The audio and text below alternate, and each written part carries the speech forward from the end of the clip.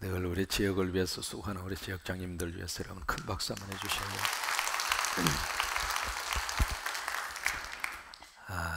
우리가 아멘 하면서 우리가 외친 그 구호가 누가 오셔요?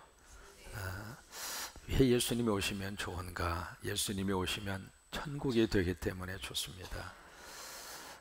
이런 질문을 한번 해볼까요? 왜 천국에 가려고 할까? 왜 천국을 좋다고 그렇게 이야기를 할까? 그것은 비단 어떤 환경적인 요소 때문에, 소리 조금만 키워주시겠습니까? 어떤 환경적인 이유 때문에 천국이 좋다 그렇게 말하는 것으로 끝난다면 이 세상에 살면서도 환경적으로 좋은 장소 찾아낼 수 있습니다.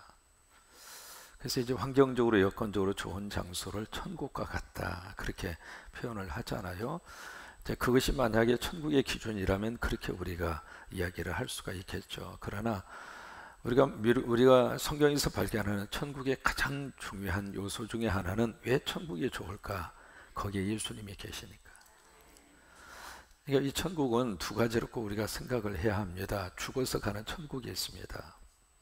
하나님이 나를 부르시는 그 순간 이 땅 위에 생명의 모든 것을 이제는 놓고 하나님이 부르시면 가야 되잖아요. 가야 되는데 어디로 갈까? 예수 믿는 영혼, 구원받은 영혼, 죄사함 받은 영혼, 하나님의 말씀과 믿음으로 살았던 하나님의 자녀는 어디로 가요? 천국으로 간단 말이죠. 그러니까 우리가 죽어서 가는 천국 우리가 믿고 살아야 돼요. 그래야 이 세상에 살면서도 세상적인 것 때문에 힘들고 어렵고 고통스러울 때 그것을 이길 수 있는 힘이 어디서 나오는가? 천국에 대한 소망과 천국에 대한 믿음이 있어야 세상을 딛고 살아갈 수 있어요. 그 다음에 두 번째로 그 천국의 일, 단순히 우리가 죽어서 가는 천국만 생각하면 안 됩니다. 이 땅에서도 우리가 천국을 누리고 살아야 축복이에요. 그래서 성경에 왜 그렇게 많은 기쁨에 대한 말씀이 그렇게 기록이 되어져 있을까? 특별히 빌립보서 같은 경우에는 기쁨의 서신이거든요. 근데 그 서신을 만들어낸 그 장소는 감옥이었단 말이죠. 그 환경적으로는 감옥인데 거기서 어떻게 기뻐하라? 내가 다시 말하노니 기뻐하라. 그러면서 우리에게 세 가지, 이것이 너희를 향한 하나님의 뜻이다 말씀하시면서 주신 것 중에 하나가 항상 뭐예요? 왜 그 말씀을 주셨을까? 이 땅에 살면서도 천국을 누리라고 하는 거예요. 단순히 죽어서 가는 천국만 바라보고 이 세상에서 인상 팍팍 쓰고 그냥 어쩔 수 없이 사는 것처럼, 부부지간에도 그런 모습으로 살고 가정생활도 그렇게 하고 신앙생활도 그냥 교회 오는 것이 십자가 지는 거예요. 그런 모습으로 이렇게 신앙생활을 하고 그러면 그게 얼마나, 그 모습을 바라보는 하나님은, 그 아버지는 얼마나 속상하겠느냐고요. 그러니까 우리가 이 세상에 살면서도 하나님이 어떤 환경과 여건을 주셨다 할지라도 예수님이 계시면 그래서 천국이 좋은 거예요. 목회를 하면서도 이제 그런 생각을 해요. 목회도 참 이렇게 막 인상 팍팍 쓰면서 목회할 수 있거든요. 왜요? 목회 자체가 그렇게 만만한 현장이 아니거든요. 그래서 어떤 사람은 교역은 곧 고역이다 뭐 그렇게 이야기해요. 10인 10세기라고 성도들이 조금 늘어나고 부흥이 되죠. 기쁘고 좋은 일도 많이 있습니다만은 기도 제목도 산더미처럼 쌓이고요. 일반적으로 교역자들의 위장병이 그렇게 많습니다. 밥 한 숟갈 먹으려고 그러면 전화 오잖아요. 그 전화가 대개 다 기도 제목이에요. 그 기도 제목 깊이 딱 생각하면 먹다가도 딱 얹힌단 말이죠. 그럼 맨날 그것만 생각하면은요, 목회자는 웃을 여력도 없고 웃을 그런 시간도 없고, 그리고 웃음을 생각할 수 있는 그런 어떤 기회를 가진다고 하는 것이 굉장히 어려워요. 그러다 보니까 항상 얼굴이 그냥 근심투성이고, 그리고 그냥 세상의 모든 것을 다 짊어지고 있는 것처럼 그런 마음과 생각을 가지고 이 길을 걸을 수 있는 가능성이 참 많아요. 그러면 그런 모습을 보면서 성도들이, 그래 예수 믿으면 저 목사님처럼 돼, 그래 예수 믿으면 저 목사님처럼, 그래 걱정과 그리고 고통이 충만해, 예수 믿는 저 목사님처럼 저렇게 그런 모습으로 살아야 돼. 그런 모습을 보면 행복하겠어요? 그러니까 예수를 믿고 예수님 안에서 지금 이 땅에서도 천국을 누리고 살라고요. 어떻게 천국을 누리고 살까? 예수 안에 모시고. 예수님이 계시면 천국이니까 그것을 고백한 것이 찬송이잖아요. 천국이나 뭐예요? 초막이나 궁궐이나 내 주 예수 모신 곳이 그 어디나 그 천국이잖아요. 천국에 가면은 세 번 놀란다고 그렇게 이야기하잖아요. 첫 번째 놀라는 것은 올 줄 알았는데 안 왔어. 그 때문에 놀라고. 두 번째는 저 사람은 분명히 천국 못 올 줄도 알았는데 가보니까 와 있어. 그 때문에 두 번째 놀라고. 세 번째는 내가 와 있는 것이 놀랍대. 오늘 말씀은 천국에 대해서 여러 가지 참 우리의 호기심을 이렇게 만족시켜주는 그런 하나의 모습을 기록하고 있는 것이 오늘 성경의 내용입니다. 과연 천국의 사이즈는 얼마나 될까? 천국의 크기는 얼마나 될까? 천국은 어떤 재료로 그렇게 만들어져 있을까? 궁금하잖아요. 그 내용에 대해서 약간 하나님 우리에게 말씀을 해주시고 계세요. 15절에 보시면 거기에 이제 금 갈대를 가지고 성을 측량하고 문을 측량하고 성곽을 측량해요. 세 가지를 지금 측량해서 우리에게 가르쳐 주고 있는데 16절을 보시면 성의 사이즈로 우리에게 말씀을 하십니다. 네모가 반듯해요. 근데 길이와 넓이와 높이가 똑같아요. 근데 그 길이와 높이와 넓이가 똑같은 그 사이즈가 얼마냐면 12,000 스타디온 그렇게 표현을 쓰고 있습니다. 이 스타디온이라고 하는 것에서 나온 말이 스타디움이에요. 영어의 스타디움이라고 하는 말.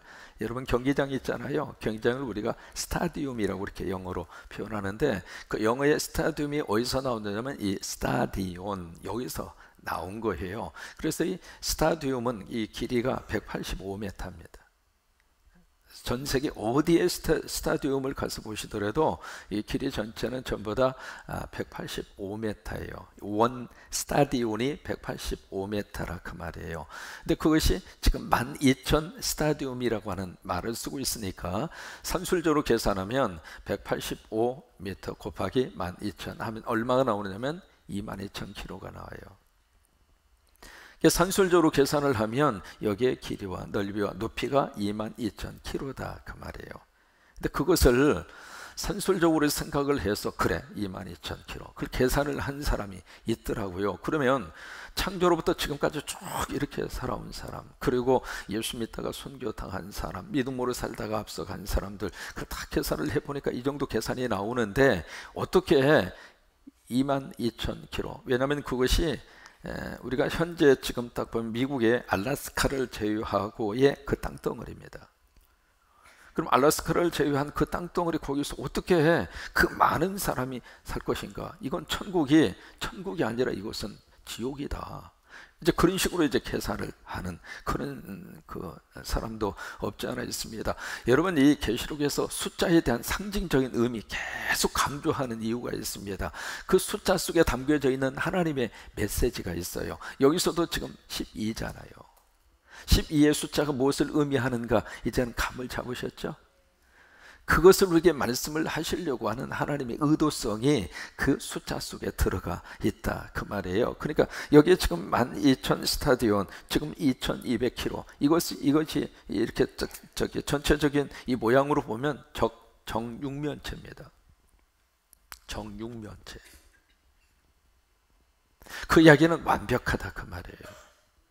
근데 참 놀라운 것은 하나님의 임재하는 현상은 적육면체 속에 하나님의 임재를 하세요. 그것이 바로 뭐냐면 지성소입니다. 지성소 사이즈를 보면은 지성소의 사이즈가 전부 다 20규빗입니다. 지성소가 넓이, 높이, 길이가.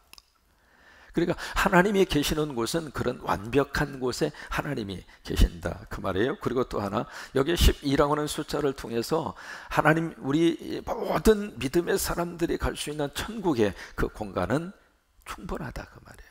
완벽하다 그 말이에요. 아버지 집에는 거할 곳이 많아요 적어요? 요한복음에 많다고 이렇게 말씀을 하셨잖아요. 공간이 좁아서 들어가야 될 사람 못 들어가고 그런 곳이 아니라 그 말이에요. 마치 어느 한 특별한 이단 교단에서 딱 숫자를 헤아려 놓고 그 숫자에 못 들어가면 당신 영원히 지옥이요. 그런 식으로 막 몰아가고 그런 식으로 막 분위기를 조성하고 그런 하나님이 아니라고 하는 거예요. 그래서 여기에 만 12라고 하는 숫자를 그래서 여기서 하나님께서 제시를 하고 있는 겁니다. 17절도 마찬가지입니다. 성곽, 이 성의 벽이잖아요. 그 성곽을 측량했을 때에도 여기에 144, 여기도 144, 12 곱하기 10이잖아요. 규빗. 이 숫자적인 이 의미가 계시록에서 그런 식으로 풀어가야 계시록에서 말씀하시는 하나님의 정확한 의미를 우리가 놓치지 않게 되는 거예요. 그 다음에 18절 이하에 보시면은 그 성곽이 이제 뭘로 쌓여져 있냐면 벽옥으로 쌓여져 있습니다. 이제부터는 이제 보석이 계속해서 나오게 되는데 그 성의 벽을 벽옥으로 그렇게 쌓았고, 그리고 그 성은 뭘로 되어져 있느냐면 금으로 되어져 있습니다. 금은 금인데 18K가 아니라 99.99가 아니라 무슨 금이에요? 정금. 그 다음에 19절 이하에 보시면은 그 성곽의 기초입니다. 성의 이 벽을 쌓는데 벽의 기초를 지금 뭘로 하고 있는가? 여기에 12가지의 보석이 나옵니다. 이 보석이 구약 성경의 대제사장의 옷을 보면은요, 그 옷의 그 앞에 여기 흉패라고 하는 게 있습니다.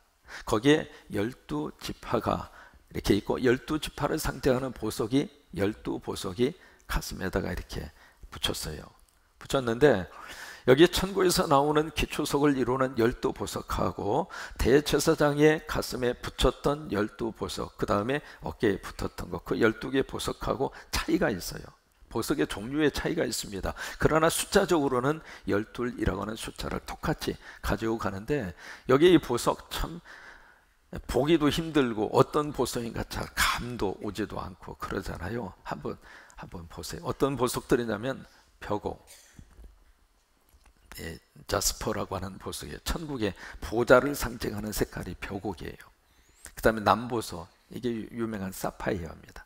사파이어, 이게 이제 맑은 하늘색 그런 보석이에요. 그 다음에 옥수라고 하는 보석이 있는데 이것은 이제 켈코도니라고 하는 단어를 쓰는데, 왜 그 단어를 쓰느냐면 그 지역에서 많이 나와요. 그렇죠? 옥수라고 하는 그 보석이. 그 다음에 녹보석이라고 하는 보석, 이거 이제 하나님 보좌에 둘린 무지개, 이게 이제 에메랄드입니다. 에메랄드. 그 다음에 홍마노라고 하는 보석, 이것은 천상의 색깔을 의미하는 흰색 보석. 그 다음에 홍보석, 이 보석은 일반적으로 루비라고 하는 말은 들어보셨잖아요. 루비라고 하는 말로 그렇게 알려진 보석이 홍보석입니다. 그 다음에 황옥이 있습니다. 이 황옥은 황금의 돌이라고 하는 보석이에요. 이름 자체를 황옥을 황금의 돌이다 그래요. 그 다음에 녹욕이라고 하는 게 있습니다. 베릴이라고 하는 그 보석인데 천상의 유리 바다 색깔. 그래서 이제 하나님 보좌가 있고 그 앞에 쫙 유리 바다가 펼쳐져 있었잖아요. 그것이 이제 녹옥이라고 하는 그런 보석으로 표현을 한 거고, 그 다음에 담황옥, 이 발음하기도 힘든 보석이 있어요. 담황옥이라고 하는 보석, 이건 토파즈라고 하는 섬에서 유래가 된 보석이라고 하는 보석입니다. 그 다음에 이제 비추옥이라고 하는 보석, 이것은 황금나무 보석으로 비추보석. 그 다음에 청옥이라고 하는 보석, 이것은 프리즘의 빛을 발하는 그런 보석. 마지막으로 자수정이라고 하는 보석, 신비한 돌이라고 하는 그런 보석이에요. 여기 보석들이 이제 다 꾸며져 있어요. 왜 보석이라고 하는 이것을 통해서 천국의 이 모습을 우리에게 알려줄까? 아름답다 그 말이에요. 귀하다 그 말이에요. 그러면 천국이 그렇게 이 세상에 가장 소중한 곳으로 천국에 그렇게 기초를 삼을 정도로 그렇게 만들어 놨다면 그 천국에 들어가는 하나님의 백성은 얼마나 존귀하냐 이 말이에요. 여러분 한 분 한 분은 하나님 보실 때 두고 보기에도 아까울 정도로, 마치 이렇게 사랑스러운 손주를 보면서 눈에 넣어도 아프지 않다고, 손주 눈에 넣어봐요. 아픈지 안 아픈지. 그때 손주를 눈에 넣어도 아프지 않을 정도로 그렇게 사랑이 크다고 하는 것을 그렇게 표현하는 것처럼, 여러분 이렇게 멋지게 지은 천국에 들어가는 성도 한 분 한 분이 얼마나 귀하고 소중하고 정말로 가치 있는 존재인가. 하나님이 여러분 한 분 한 분을 그렇게 보셔요. 어깨 피고 사세요. 마귀와 사탄이 와가지고 조금 잘못한 거 가지고 자꾸 우리를 막 정죄하고, 그러고도 당신이 예수를 믿느냐, 그러도 당신이 무슨 뭐 집사냐 잡사지 막 그러면서 와가지고 막 힘들게 하고 괴롭게 하고, 물론 그런 말을 들어서는 안 되겠죠. 그러나 그런 소리를 할지라도 천국의 백성으로 사는 하나님의 자녀들이 얼마나 귀한 존재인가. 땅의 것 때문에 주눅들어 살지 마시고 이제 하나님의 백성으로서, 천국의 시민권자로서 어깨를 펴고 당당하게 세상에서 여러분 모두가 살 수 있게 되기를 바랍니다. 여기도 보석이 몇 가지예요? 12가지. 왜 12이라는 숫자를 고집스럽게 가지고 가느냐고요.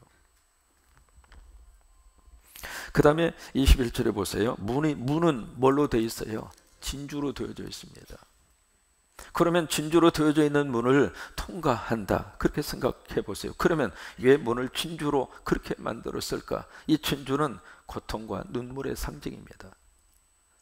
보석 중에 진주라고 하는 보석은 자연적으로 탄생이 안 됩니다. 이건 자연적으로 탄생되는 보석 가운데 가장 시간이 오래 걸리면서 또한 거기에 눈물과 고통을 통해서 나오는 보석이 진주예요. 아시잖아요. 진주 조개, 그 속에 모래가 박힌 그 모래알을 진주 조개가 그냥 오랜 그 고통의 세월 동안 또 굴리고 그렇게 해가지고 거기서 형성되는 보석이 진주잖아요. 그러니까 이 진주는 고통의 산물이거든요. 그러니까 진주물을 통과한다는 이야기는 그래요. 예수 믿고 믿음으로 산다고 하는 것은 쉬운 길은 아니에요. 때로는 내가 좋아하는 것을 철저하게 억제를 해야 되고, 남들처럼 그렇게 뭐 쾌락을 위해서 살아서도 안 되고, 그리고 하나님이 기뻐하는 그 삶을 살기 위해서는 때로는 이를 악물고 처절하게 마귀와 사탄과 죄와 싸워야 되고, 그래야 진주라고 하는 보석이 나오는 거지, 그냥 할 거 다 하고 먹을 거 다 먹고 그런 식으로 해가지고는 이 진주라고 하는 보석이 안 나온다고 하는 거예요. 힘들어도 이 길이 내가 영원히 살 수 있는 길이고, 힘들어도 이 믿음의 길을 걸으며 후손들이 살아야 하나님의 복을 받을 수 있고, 힘들어도 이 길이 생명의 길이고, 힘들어도 이 길이 하나님이 기뻐하는 길이기에 눈물을 흘리면서 이 새벽의 제단 지금 41일째 지키고 계시는데, 이게 쉬운 일입니까? 이 새벽에 이렇게 많은 성도들이 나오신다고 하는 이 자체가 쉬운 일이에요? 여러분 다 잠이 없으니까 그냥 할 일이 없어서 나오셨어요? 진주를 만들어가는 과정이래요. 진주로 저어져 있는 그 물을 들어가기 위해서는 그런 과정이 우리에게 필요하다고 하는 거예요. 조금만 내가 속임수를 쓰면 먹고 살 수 있는 길이라 하더라도 아니지, 하나님이 기뻐하지 않지. 그러면서 눈물을 삼키고 그것을 거부하는, 그러면서 믿음의 멋진 진주를 만들어 가는 거란 말이에요. 그리고 나서 통과하는 게 진주문이에요. 진주문. 그 다음에 보면 더 기가 막힙니다. 문이 이제 진주로 되어져 있는데, 그 다음에 보시면 길은 뭘로 되어져 있어요? 맑은 유리 같은 뭘로 되어 있어요? 황금길입니다. 황금길. 어떤 부자가 죽으면서 하도 억울해가지고 막 이제 하나님이 너 와, 그러니까 하나님 앞에 막 사정을 했다고 그래요. 하나님 나 억울해요. 뭐가 억울해? 이 세상에 있는 다 어떻게 다 놓고 가요? 억울해요. 하도 이 사람이 그러니까 하나님이 그래 알았어, 억울하면 어떻게 해봐. 그런데 다 못 가지고 오고 가방 하나만 가지고 와. 그렇게 허락을 하셨대야. 그래서 이 사람이 어떻게 머리를 굴리는 거예요. 이 많은 거 어떻게 가방 하나에다 가지고 갈까? 그러다가 다 팔아가지고 금을 산 거예요. 금을 사가지고 가방에다 딱 넣어가지고 갔는데, 가다가 보니까 천국 들어가는 입구에 베드로가 딱 서가지고 물품 검사를 하더래요. 뭘 이거 가지고 왔느냐고 그러더니, 나 하나님한테 허락을 받았다고, 그래서 이거 가지고 왔다고. 그래요? 뭘 가지고 왔어요? 가방 검사 딱 해보니까 거기에 이제 금이 나오니까 베드로가 하는 말에, 이거 도로 포장용인데 뭐하러 이걸 들고 왔느냐고. 천국의 황금길이라고 하는 것은 우리로 하여금 물질로부터 정말 자유함을 얻을 수 있는 축복의 언어입니다. 황금 앞에서 우리는 다 고개를 숙이고 살잖아요. 황금 앞에서 늘 속상하잖아요. 돈 앞에서 늘 우리는 쩔쩔매잖아요. 그래서 하도 쩔쩔매니까 쩐 해서 쩐. 평생을 살면서 돈으로부터 자유함 얻고 사는 사람이 있습니까? 많으면 많은 대로, 적으면 적은 대로. 그래도 옛날에는 자녀들이 한 사람이라도 잘 되면 그것이 그 자녀가 보험이 돼서 부모님 효도할 줄도 알고 모시고 갈 줄도 알고 같이 살 줄도 알고. 지금은 아이고 언감생실 꿈 깨는 게 좋습니다. 자기 살기도 바빠요. 그러다 보니까 지금 은퇴를 앞두고 있는 분들은 준비도 안 돼 있지, 자식들도 다 몰라라 하지, 이거예요.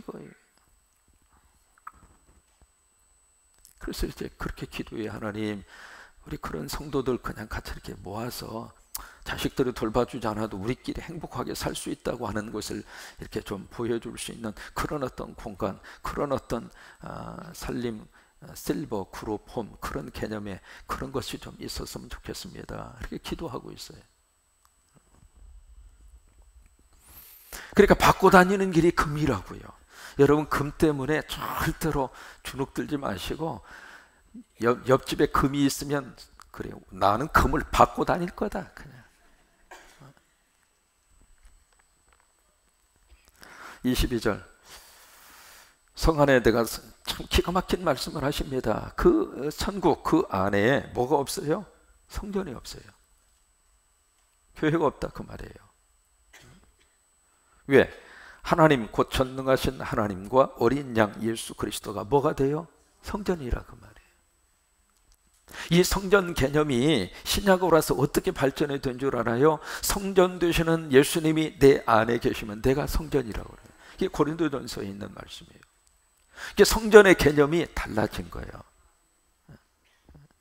그러니까 여러분, 한 분 한 분이 하나님께서 얼마나 귀하게 여기는 존재인가. 그러니까 거기서부터 우리 믿음의 생각에 대한 생각의 정리를 하고 살아야 돼요. 여러분, 교회당 안에 아무거라도 갖다 놓을 수 없잖아요. 그런 것처럼 성전된 내 몸에 아무거라도 집어넣을 수 없잖아요.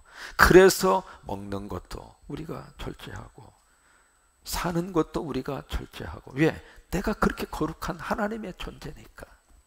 그 생각이 분명해야, 그래야 아하, 하나님이 나를 이렇게 성전으로 삼으셨구나, 하나님의 영이 거하시는 하나님의 성전인 줄을 알지 못하느냐. 그래요. 그렇게 하나님이 나를 귀하게 여기시고 그렇게 나를 소중한 하나님의 성전으로 만들어 주셨으니까 성전된 내가 먹는 것도 생각하는 것도 행동하는 것도.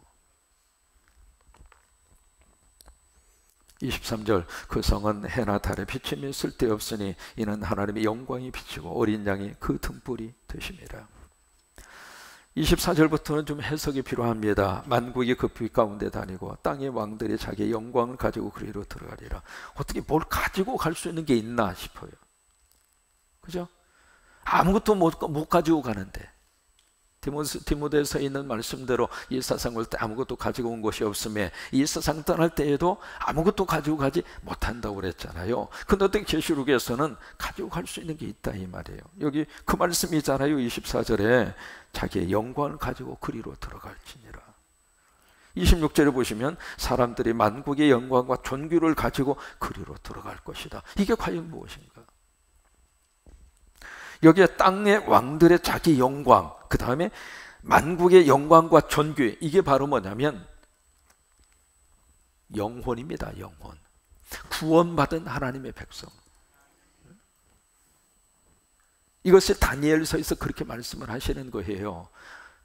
많은 사람을 옳은 대로 이렇게 인도하는 사람이 하늘의 먹과 같이 그거거든요. 그러니까 우리가 하나님 앞에 가지고 갈 수 있는 것은 영혼입니다. 예수 믿어 구원받은 영혼, 그 영혼 가지고 가는 거예요. 그러니까 여기서 참 놀라운 것을 발견할 수 있습니다. 교회와 성도가 정말 이 땅에서 하나님을 위해서, 하나님의 나라를 위해서 우리가 정말로 하나님 나라에 멋지게 가지고 갈 수 있는 것이 있다면 선교하고 전도해서 그 생명과 영혼 구원해서 가지고 가는 거예요. 여러분, 교회는 선교가 그렇게 그래서 소중하고 좋은 거예요. 왜? 하나님 나라에 가지고 갈 수 있는 게 그거예요. 예수 믿어 구원받은 거룩한 백성들. 27절 같이 한번 읽습니다. 무엇이든지 속된 거, 가증한 일, 또 거짓말하는 자는 결코 그리로 들어가지 못하되. 세 가지를 여기서 다시 한번 말씀을 하십니다. 속된 거, 사상적인 거, 죄나 악, 그런 거 가지고 천국 갈 수 있겠어요? 못 가지고 가지. 가증한 일, 이 가증한 일은 영어로 말하면 부끄러운 일이라 그 말이에요. 부끄러운 일, 뭐 그 앞에 수없이 많이 언급을 했잖아요. 음행이라든지 뭐 투기라든지 이 다 부끄러운 일들 아니겠어요? 그 다음에 거짓말. 이 거짓말이라는 게 왜 나왔는가? 유선자 또는 여기에 거짓말의 배후에 누가 있는가? 마귀와 사탄이 있잖아요. 거짓말의 앞잡이가 마귀와 사탄이니까 그것이 우리를 끌고 가는 게 우상 숭배잖아요. 그래서 그게 다 연결이 되는 거란 말이에요. 이런 것들은 천국에 이런 저기는 천국에 결코 들어가지 못하되 오직 누가 들어가요? 어린 양의 생명증에 기록된 자. 그래요. 오직 어린 양의 생명증에 기록된 하나님의 자녀. 그래요. 장차 하나님께서 하나님의 귀한 백성들에게 너무 좋은 처소. 그래서 요한복음 14장 2절로 3절 내가 너희를 위해서 처소를 예배하라 가노니. 그 처소라는 단어를 쓰고 있잖아요. 처소라는 단어. 그 처소라는 단어가 상징적인 단어가 아닙니다. 구체적인 단어예요. 영어로 맨션이라고 하는 말을 써요. 그러니까 구체적인 장소, 그것을 처소라고 표현을 하고 있거든요. 또는 많은 플레이스, 장소라고 하는 뜻이에요. 그러니까 구체적인 그곳에 주님이 처소를 예배하러 가노니 가서 준비가 되면 다시 와서 너희를 내가 있는 곳에 있게 하리라.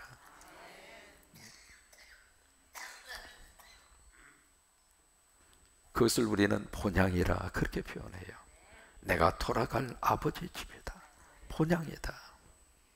그래요. 거기서 기쁘고 즐거운, 거기서 정말로 하나님께서 우리를 예비하신 그 본향에서 기쁘고 즐거운 찬양과, 그리고 정말 이 땅 위에서 믿음생활을 하느라고 흘렸던 눈물 다 하나님이 보상을 해주시고, 그리고 아프면서도 그리고 믿음의 자리를 끝까지 지켜간 하나님의 귀한 백성들에게 하나님은 그 은혜를 허락을 해 주시게 될 줄로 믿어요.